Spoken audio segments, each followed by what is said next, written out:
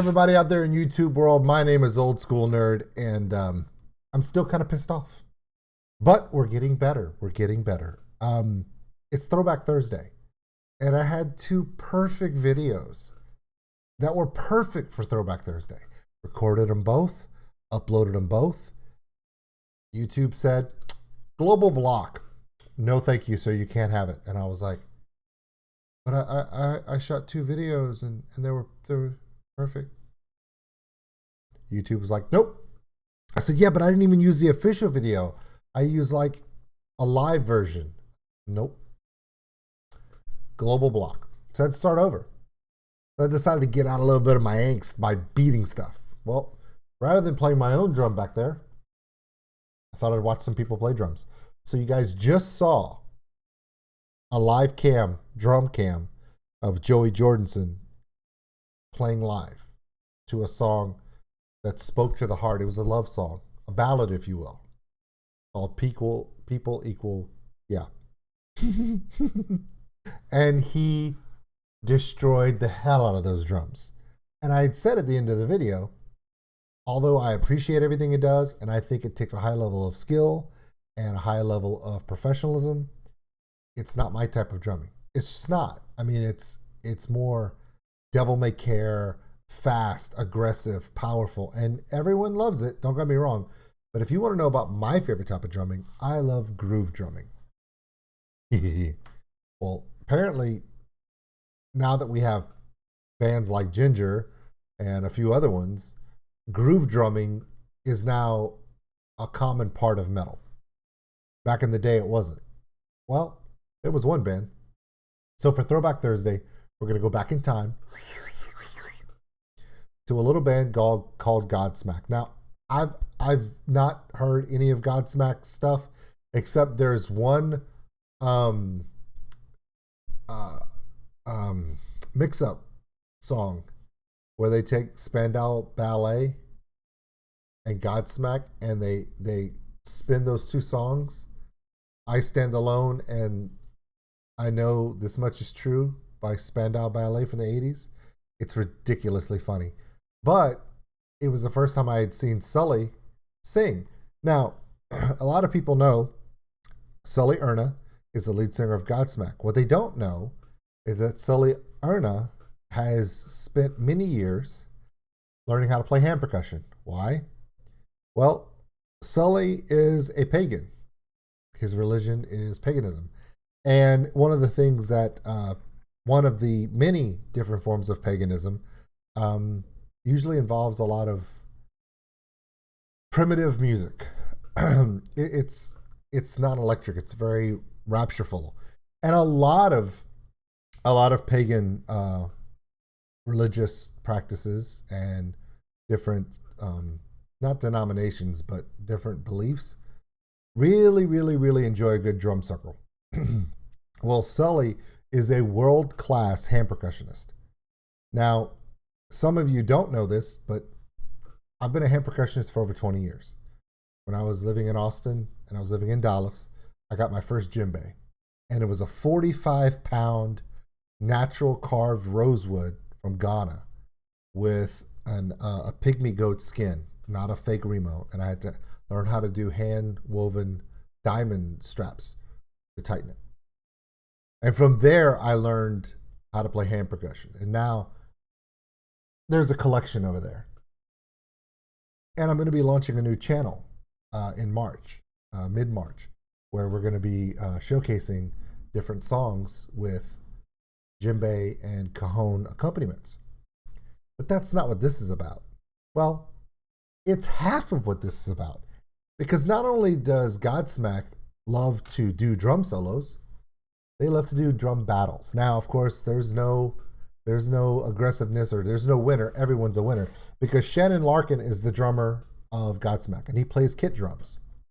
Well, Sully Erna also has his drum set on stage, but his drum set's a little different. It's a mix of a kit drum that all of you are familiar with and bongos, congos, doumbeks, cajones, djembes, all different types of hand percussion from literally all around the world. You're talking about doumbek, you're talking about that Indian subcontinent, A cajon is something that's more a modern take of a wooden box drum from the Caribbean. Djembes, which is West African. Congas and bongas, which is Latin America, South America. It's a little bit of everything. What happens if you put both styles together and you play off each other? You want to find out? Let's find out. My name is Old School Nerd. Thank you for joining the channel. Like and subscribe. Give us a thumbs up. Check out oldschoolnerd.com. It's got all of our social media, Patreon, and the merchandise store. Ladies and gentlemen, this is two members of Godsmack, Shannon, Larkin, the drummer, and the lead singer / hand percussionist, Sully, Erna, in a drum battle. Now, I have seen Sully, Erna play hand percussion before. Where? Face to face. I've seen him play at a festival in Austin. And he's damn good. He's damn good. Let's see what happens. Let's watch this together. I'm ready for this. This is my kind of music, by the way. This is my kind of drumming. Get used to this.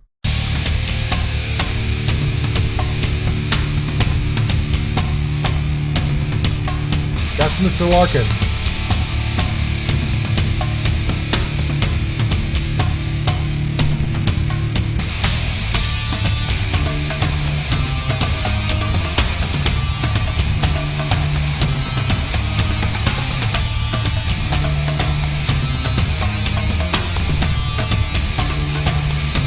Now, some people will think that right here, Sully is playing bongos and congos, but he's not.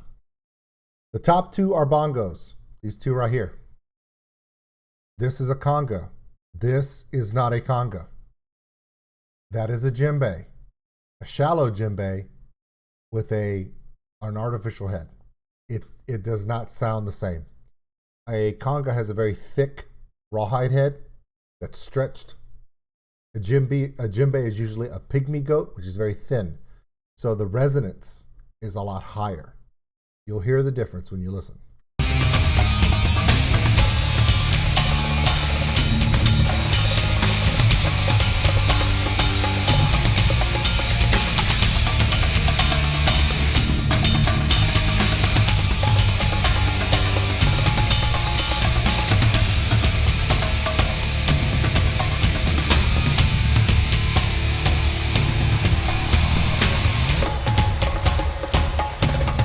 Okay, see this? This is a Doombeck, okay? Shallow head, shallow bell, long, thin resonance chamber. This is an Indian drum, a Doombeck. Now this is, if it is a natural head, it's using a mechanical tightener. See the rings, okay? These two are bongos. This is a Doombeck. Okay, the way you can tell that it's a djembe is you have a double ring with the pygmy goat skin stretched. These are ropes that come all the way down to below the bell. The bell's this big. I will show you guys. I'll cut a video and show you mine. Mine's very similar to this. Mine's a little bigger and a little heavier. But you tune the drums using these bolts on bongos. You use the bolts here and around to tighten and to tune the drum head on the Doombeck, similar to toms and a snare and regular drums. With a djembe, however, if it is a rope design, the ropes come down in pairs. And at the end of the rope, you'll wrap it through over, under, and back, and then you'll pull it. And it makes the ropes cross each other. And you keep doing that, and they keep crossing each other. They're like this, and you make them cross. But every time you cross, it puts tension, which will gradually tighten the top of the head, giving you the ability to lower the tone and heighten the tone. Plus, because most djembes are made out of pygmy goat skin, that skin will eventually keep stretching. As it keeps stretching, I know that his is roughly about that far from the edge down. That's about mine too. I've gotten mine down to about 3 inches before the skin plays out and it rips. It pops. And then you have to get a whole new skin and tighten and start over again. So the tones are going to be completely different. People are very used to listening to bongos. It's very light, very sharp. The Doombeck is going to be very um, best word I can use is kind of a twangy sound. And the djembe can be many different tones. I personally can get 14 tones out of my djembe. I don't know how many Sully can do, probably 12 to 18, depending upon what he wants to do. But a djembe can be very forgiving depending upon how you play it. He's playing his djembe in a Latin form. Whereas he's playing, he's always keeping his hands either on the head or close to the head to minimize what we refer to as the resonance, which is a low guttural resonance of a djembe. If you play it West African style, where it comes from, you're not hitting it as much as you're trying to take your hand off of it, and you're allowing that skin in that big, huge bell. You see how big this bell is right here? That's going to cause a very low whoa resonance. If you know how to play a djembe, you can actually play it without having to hit it hard. And if you know how to hit the resonance properly and the drum is tightened properly, people can hear you up to a half a mile away without using sticks, without even any amplification. If you're playing it West African style, he's playing it more Latin style, where when he goes down there, he's cupping his hands to the edge to where he can do rapid movements, but he's also keeping the resonance low because he doesn't want to start carrying over because it will build its resonance and it won't sound as clear. He's doing this on purpose, and it's very, very good. Now that I've given you exactly what he's working with, let's enjoy him do it.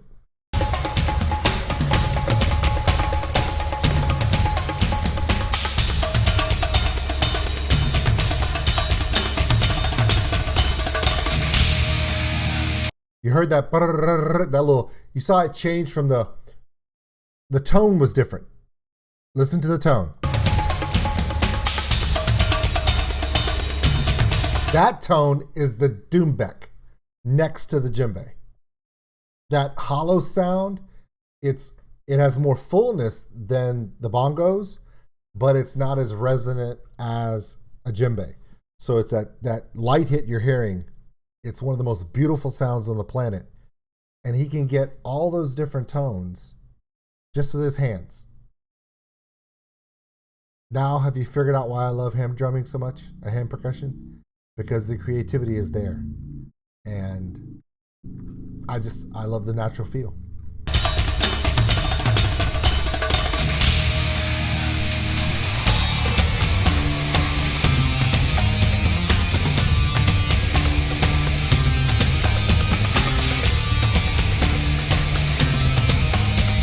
So what he's doing is he's hitting his highs with the doumbek, and he's dun dun dun dun dun dun dun dun dun dun, and he's just hitting his right hand in the center of the djembe to give him his low end. That's all he's using it for. He's doing his upper tones and his songwriting, because there are different tones that are melodic with a doumbek. You can do different tones and notes. Not to an octave, but you can definitely get different tones along a scale with a doumbek better than you can a djembe. So he's actually being able to go over, and he's just dropping that djembe on the side. Sorry. If you didn't want me to talk about it, you should have clicked this one. This one is, yeah, I'm into this one a lot.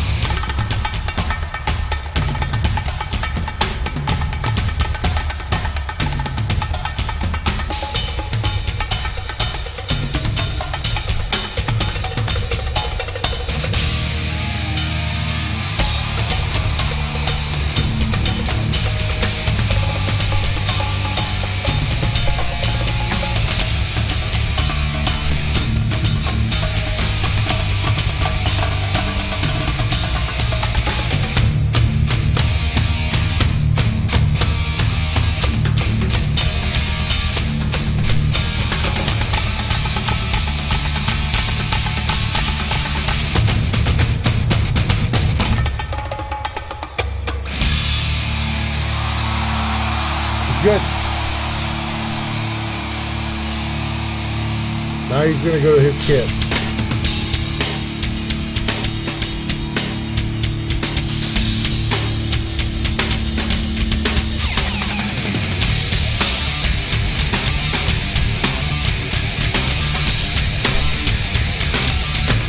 Okay, Dario, the drummer from Torrential Rain. Remember I said that it would be really awesome if you got yourself a Zilbel in your set to kind of give you just one more place to go with all the different layering that you do? Look at the size of his Zilbel. I'm talking about one like this. He's got one that's like this with a with a Zil this tall. Oh my. When he's done with this, he can cook noodles in it.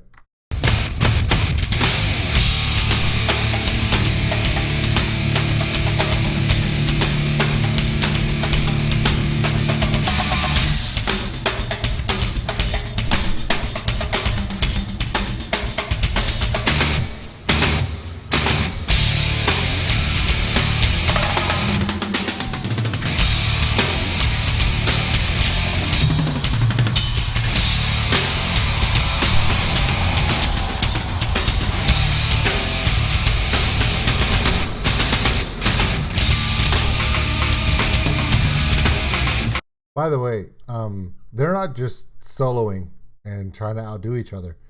They're actually playing a song that is written, a song with cues, measures, tags, hooks, and an arrangement that has to be followed. Otherwise, they can't be on the exact same page.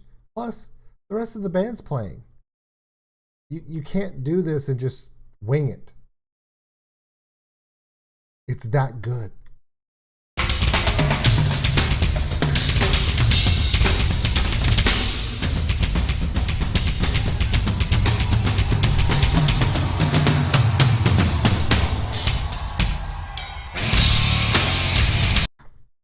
Heard that Zilbel? Come on, Dario. You heard the Zilbel? You heard it.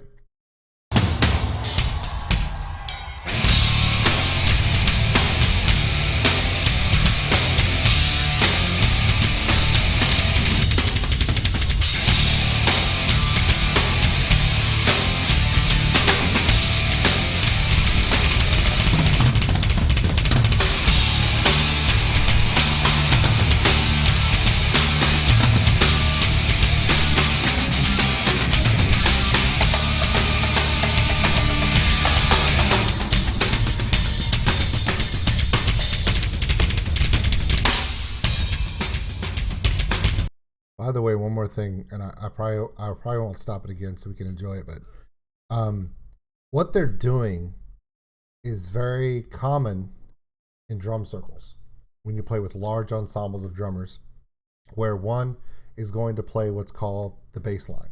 Now, the bass line does not mean that it's low end. It could be anything, but it is the basis upon the foundation that everything else is layered. When one is playing the doom tat doom doom tat doom tat doom doom tat, that's the beat of this entire song, by the way. Yes, they are putting fills, variances, syncopations. One of them will always be playing that doom tat doom doom tat doom tat doom doom. That count doesn't change. And the other one will put in fills, tags, little flutterings that still stay within the realm of the measures to where it still stays on beat, doesn't throw off the rhythm. But that's the whole point. If you've ever gotten to see a drum circle, look up African djembe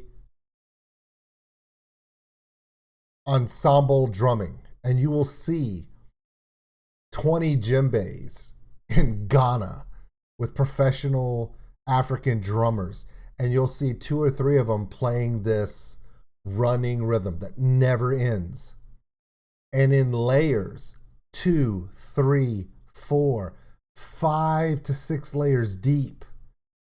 Based upon that original rhythm, the other groups will play different layers that layer this thing like a giant cake. Whereas you could have one person that's going da da da da da da da da da da da da da.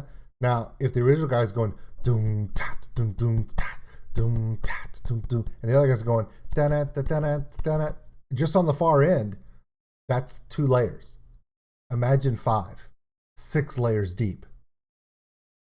It is a sensory overload of rhythm.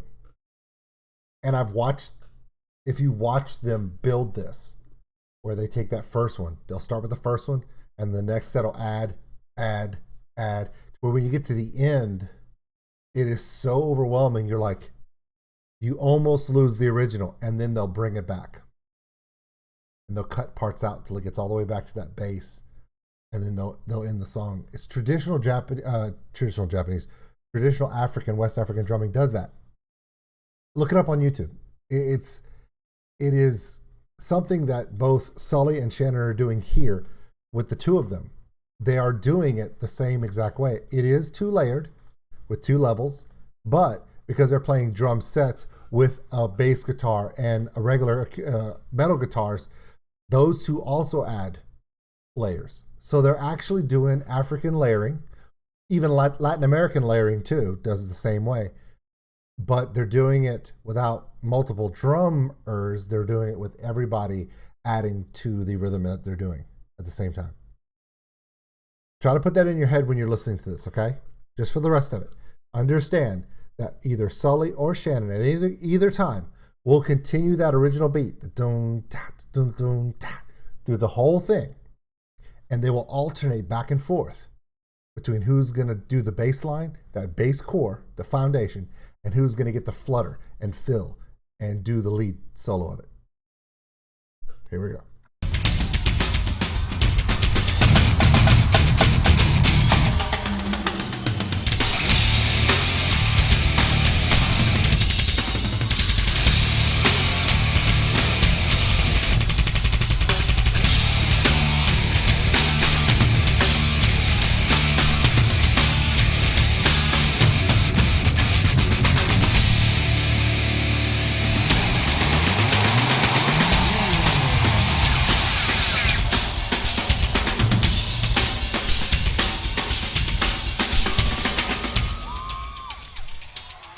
Same beat.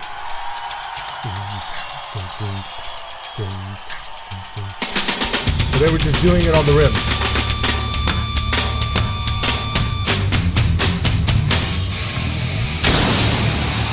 That's damn cool, man.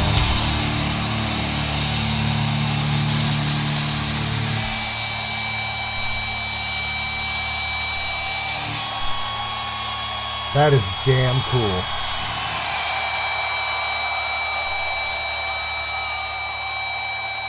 What are they going to do next?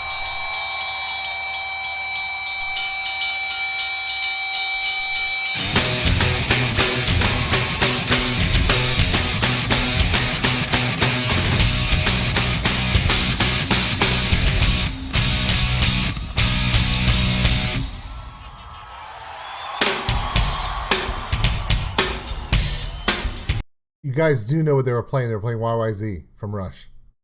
And now they're playing Walk This Way by Aerosmith. Dueling. This took a left turn.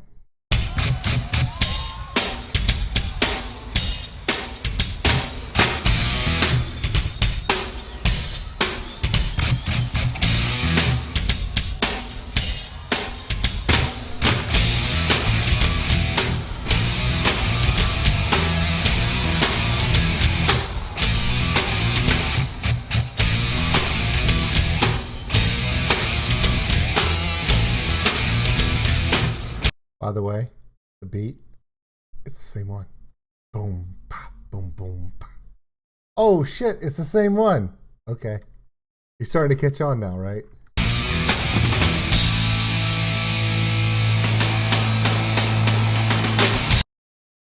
Hold on. Is that Moby Dick? Dun dun dun dun dun dun dun dun dun dun. Am I right? I might be right. If I'm wrong, I'm wrong. But if I'm right, $20. Pay up. PTM, pay the man.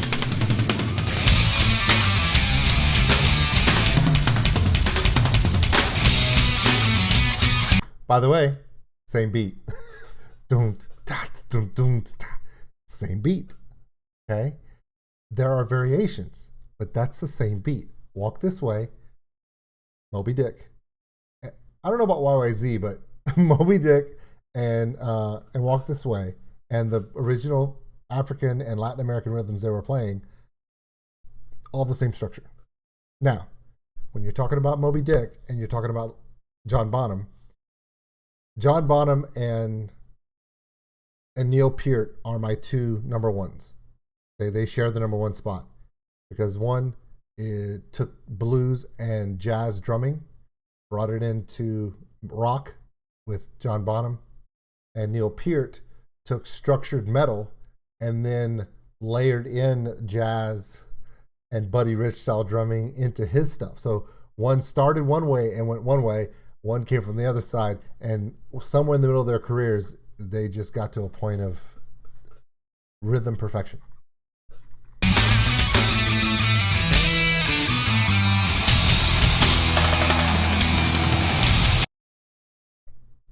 Tom Sawyer.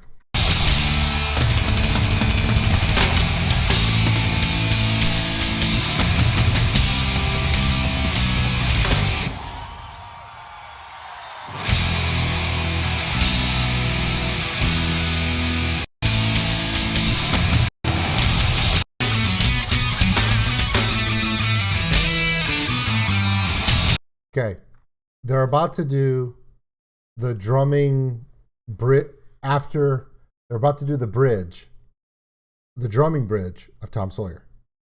The original drumming bridge of Tom Sawyer is at 128 BPM. They're not doing it at 128. They're doing it a lot slower. They are. Just letting you know. Because I can hear that song in my head right now, and they're playing slower than 128.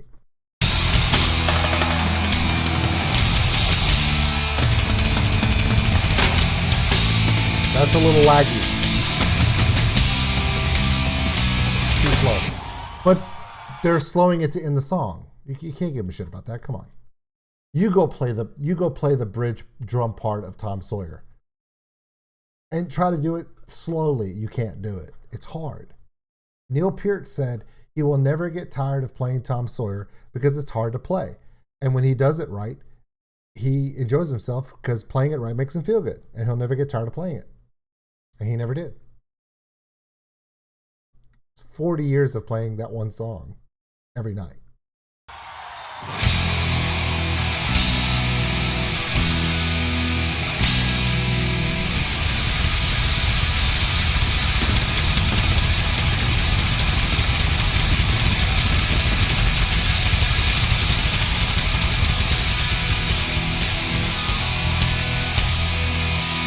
Oh, and by the way, that part right there was not in the original rhythm. I'm not going to, come on, it's not. I'm just, you thought I was going to say it, didn't you? No, it's not.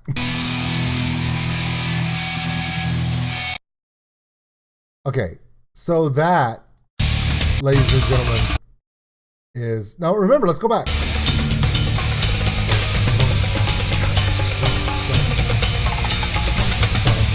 It's the same rhythm.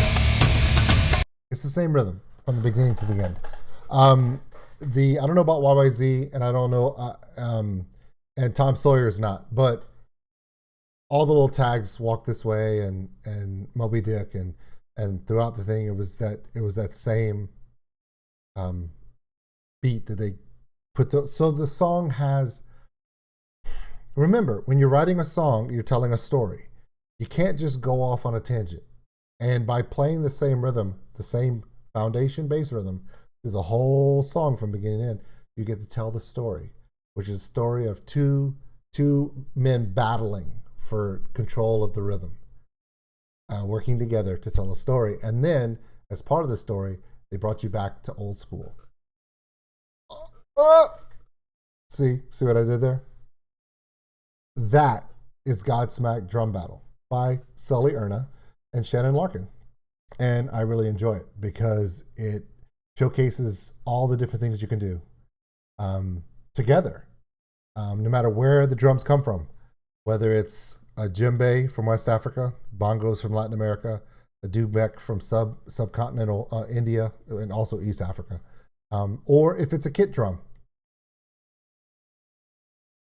The tones, the sounds, the accents, the resonances, they're all different, just like the different languages in the world.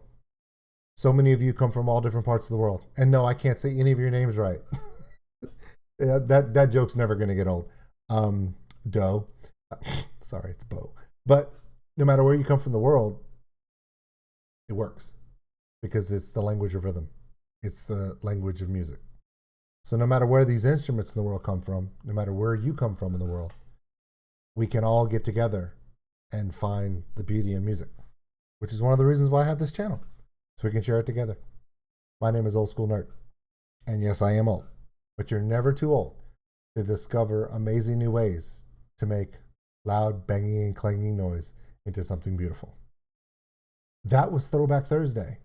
And after having 2 videos blocked by YouTube that I really wanted to show you guys my reactions to, I feel better now. Why? Drumming makes me feel better.